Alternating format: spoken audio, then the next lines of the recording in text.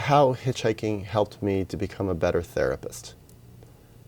I started hitchhiking when I was 20. I hitchhiked quite a lot between the ages of 20 and 23. I think I hitchhiked, I don't know, I really don't know how many thousand miles, 10,000 miles, let's say, in a bunch of different countries.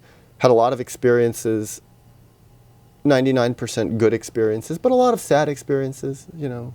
One time in Australia, I got a ride with some native Australians, some Aboriginal people, and a kid was drunk and he started trying to beat me up in the back of a pickup truck with his family. But it ended up, the family defended me. I didn't fight back. I mean, he did punch me a few times, but mostly I defended myself. But they, the family came to my aid when they realized that I wasn't going to fight this kid, and they pulled him off me, and they were very kind to me, and they actually ended up inviting me back to their community.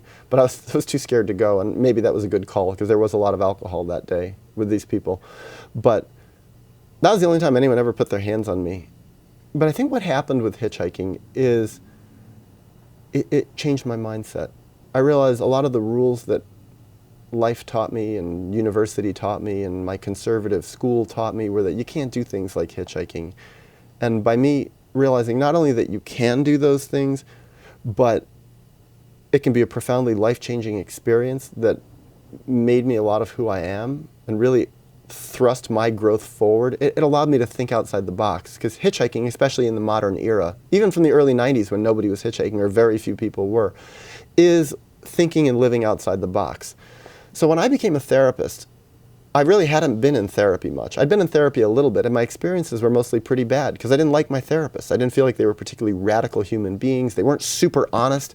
And I thought the best training I had to be a therapist, aside from having done a huge amount of inner work and grieving, was hitchhiking. And what was it about hitchhiking that connected with therapy? Well, one thing is most of the people who picked me up hitchhiking were people who were alone in the car. So I got in a car with an individual person, and then we started having conversations.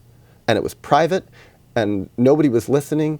Another thing, rarely, especially 20 years ago, before the modern era of the internet, when I got picked up hitchhiking, rarely did I even get somebody's last name, and rarely did they get mine. And so by the very nature of the experience, it was confidential.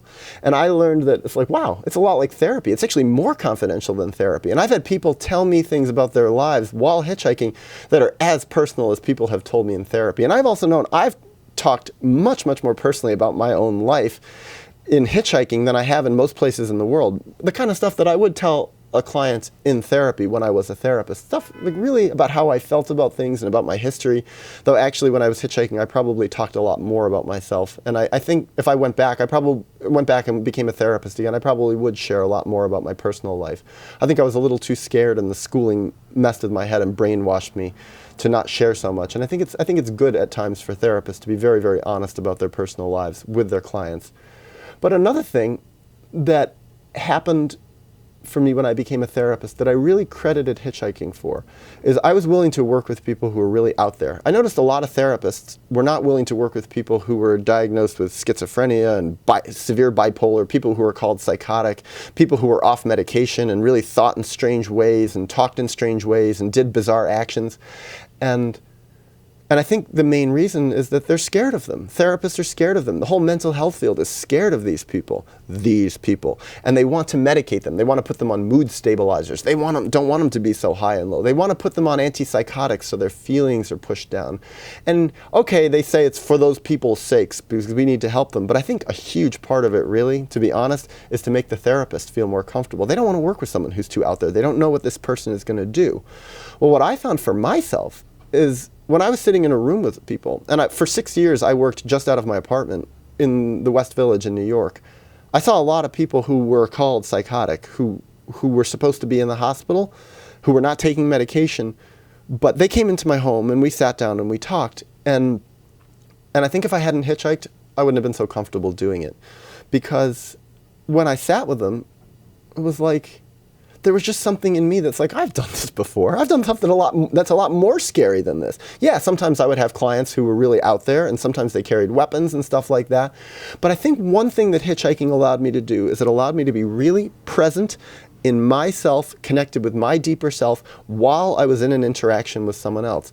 So it wasn't so easy to throw me, basically to make me nervous and make me lose my connection with myself. So what could happen is, even if someone was saying some really crazy stuff and talking about, like, maybe even talking about violence or harming themselves or stuff like that, I could keep my connection with myself and not get scared. And I think that's the worst thing that can happen to a therapist, is when they get really spooked, get really, really scared. Now, I think there may be times when it is valid to get scared. Okay, let's say somebody had pulled a knife on me in therapy and wanted to hurt me. I would be scared. Any therapist would. That's natural.